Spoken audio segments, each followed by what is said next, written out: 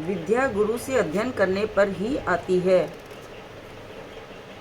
कंकल के समीप गंगा किनारे थोड़ी दूर के अंतर से महर्षि भरद्वाज तथा महर्षि रैभ्य के आश्रम थे। दोनों महर्षि परस्पर घनिष्ठ मित्र थे। महर्षि रैभ्य के अर्वावसु और परावसु नाम के 2 पुत्र हुए। ये दोनों ही अपने पिता के समान शास्त्रों के गंभीर विद्वान हुए। महर्षि भरद्वाज तपस्वी थे। अध्ययन अध्यापन में उनकी रुचि नहीं थी। शास्त्रज्ञ न होने के कारण उनकी ख्याति भी महर्षि रैभ्य की अपेक्षा कम थी। उनके एक पुत्र थे यवक्रीत। पिता के समान यवक्रीत भी अध्ययन से अलग ही रहे, परंतु उन्हें समाज द्वारा अपने पिता की उपेक्षा और महर्षि रैभ्य तथा उनके पुत्रों का सम्मान देखकर बड़ा दुख होता था। अंत में सोच समझकर उन्होंने वैदिक ज्ञान प्राप्त करने के लिए उग्र तप प्रारंभ कर दिया। वे पंचाग्नि तापते हुए प्रज्वलित अग्नि से अपना शरीर संतप्त करने लगे।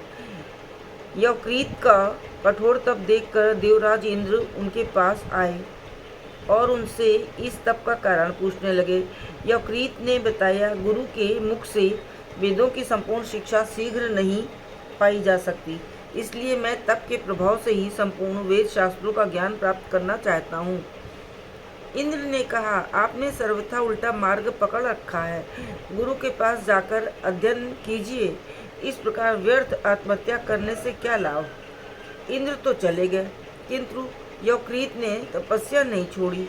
उन्होंने और कठोर तप प्रारंभ कर दिया। देवराज दया करके फिर पधारे और बोले, ब्राह्मण, आपका ये उद्योग बुद्धिमत्तापूर्ण नहीं है। किसी को गुरुमुख से पढ़े बिना विद्या प्राप्त भी हो तो वो सफल नहीं होती। आप अपने दुराग्रह को छोड़ दें। जब देवराज यह आदेश देकर चले गए, तब यवक्रीत ने निश्चय किया कि मैं अपना अंग प्रत्यंग काट कर अग्नि में हवन कर दूंगा। उन्होंने तपस्या से ही विद्या पाने का आग्रह रखा।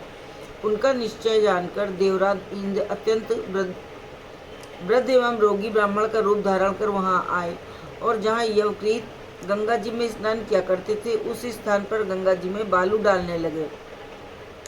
यवक्रीत जब स्नान करने आए, तब उन्होंने देखा कि एक दुर्बल वृद्ध ब्राह्मण अंजलि में बालू लेकर बार बार गंगा जी में डाल रहा है।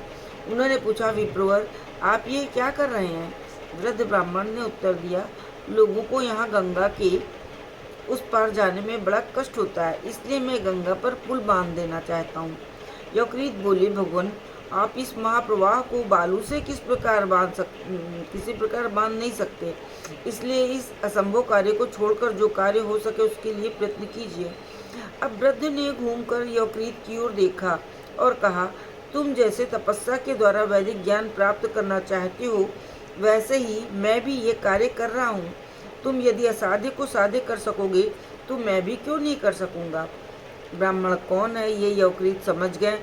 उन्होंने नम्रतापूर्वक कहा, देवराज, मैं अपनी भूल समझ गया, आप मुझे क्षमा करें।